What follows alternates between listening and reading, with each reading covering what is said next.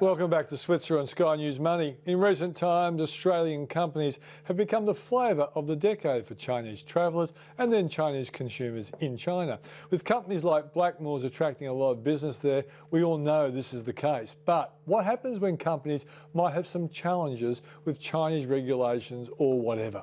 They need a minder or a fixer who can make good the situation. Ophenia Liang is that kind of operative, and she hails from a company called Digital Crew. Thanks for joining us, Leanne. Thank you, Peter. Now, explain, when I read your story, you kind of reminded me of Ray Donovan, the television show, who's a guy who fixes up problems in Hollywood. So I think in your case, you're fixing up potential business problems in China.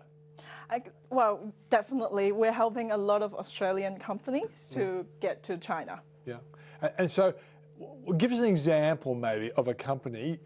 You can name the company if you want, but if not, just tell us the actual activities that you do to help them with their Chinese business. So because of the relationship between China and Australia has been really strong with the free trade agreement in the recent years, and we've seen huge growth in business together with our clients. And for the past 3 years, we've been enjoying more than 300% year-on-year growth. And from 2 men, we've now grown into offices in Sydney, Melbourne, Guangzhou, and we have new offices in Tokyo and New York this year. And in particular, we're helping Australian brands to explore the market in China.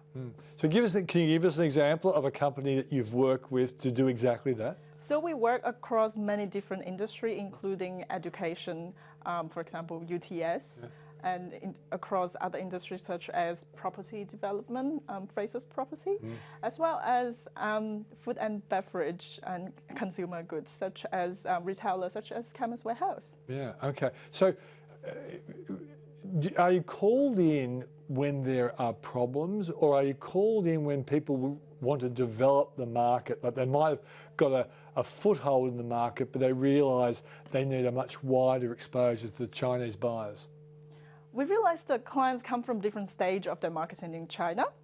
And because of demand of the rising middle class in China, by 2025, there will be more than 800 million growing middle class in China, and they're all craving for foreign quality goods and services. So that is a great opportunity for Australian brands and products and services to go to China. What is the marketing like of Australian products to this growing group of middle class people? Has it had a really deep penetration, or is it in its early days? Some brands are doing very well, and some are not yet. Some are just starting the journey. Yeah. So as we can say, a lot of Australian brands are actually going to China, but the strategy is not right yet. So my advice for Australian brands and company who wants to explore the Chinese market is they need to really do their homework, because it's not just the language difference, but also the culturally and, more importantly, regulatory difference. And we have seen examples of Blackmores recently got fined by the Shanghai Bureau of Advertising earlier this year, and that is because lack of understanding of the local regulatory. Yeah. So when the first exporters outside the minerals were getting into China, the recommendation often was to get a local person on the ground to be a business partner. Are you trying to take the business partnership, which is more one-on-one, to a digital level? Because the name of your business is Digital Crew. So we do, yeah, absolutely. We do focus on digital marketing strategy and execution for Australian brands and companies. However, we have seen the digital age has changed the way to do business. Initially, companies are finding distributors in China and distribute their products, but now brands are tend to go direct. They go directly marketing and shipping and selling, talking, communicating with their customers in China. They're taking that initiative and cutting out the middleman. Yeah. So what is it that you really bring to the table that is anything more than the fact that you know how to market, which is this is very important. You know how to market to the Chinese buyers. What else do you basically offer when you are trying to attract businesses to work with you? I think the challenge that Australian brands going to a different market, for example, in China, is not just culturally, but also the landscapes are very different over there. For example, in China, here in Australia, we have Google, we have Facebook, but in China, there's no Google. And recently, WhatsApp just got banned. So we're looking at a whole new set of digital landscape and digital media, such as WeChat, which has more than 900 million users, and we're looking at Baidu, Tmall. We're also looking at a lot more social media and digital media in China. So the value of having an expert like Digital Crew is actually to guide them through how to navigate this complex digital landscape. So how long has the business been going for? We've been around for 3.5 years. Okay, and what kind of crew have you employed over that period of time? From 2-person up to now, we have 12 people in Australia and 12 people in China, and we have more people in other offices across the world. Okay, so can you also tell us what are the products that you think will be real winners with this growing 800 million middle-class Chinese buyers? We know they love vitamins. We know that. They stack them in their bag as they're going home. But there's hopes that, for example, the Australian wines, which are already starting to do well, that potentially will grow even more. A, do you agree that the wine industry has a lot of potential to grow in China? And secondly, what are other businesses do you think have enormous potential? So in terms of volume of export from Australia to China, the biggest sector is actually education, and then it's property, real estate. But they only have less than 20% year-on-year growth.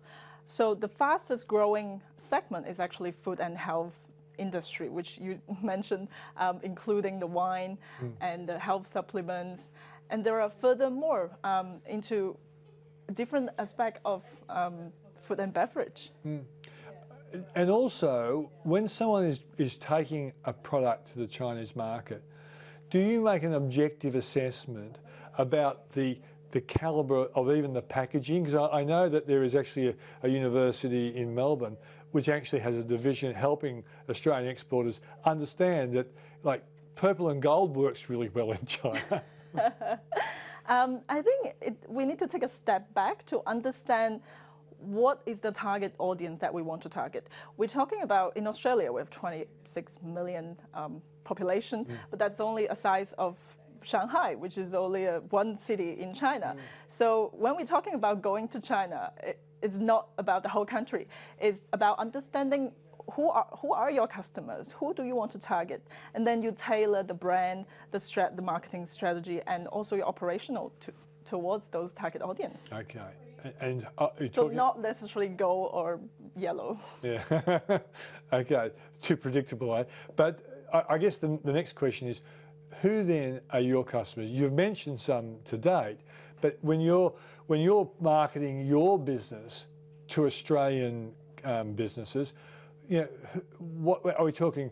Everything from small businesses to big businesses, or are you primarily trying to target the bigger operations? So in Digital Crew, we primarily help medium to large enterprise clients to actually do a 12 to 24-month market entry into China, because China, it is a complex system that we need to navigate. So, for example, for Chemist Warehouse, we took months to just do the planning and make sure that everything that we do is according to the regulatory. Okay, well, good luck with that. I'd be very interested to see your progress over time. Thanks for joining us. Thank you, Peter.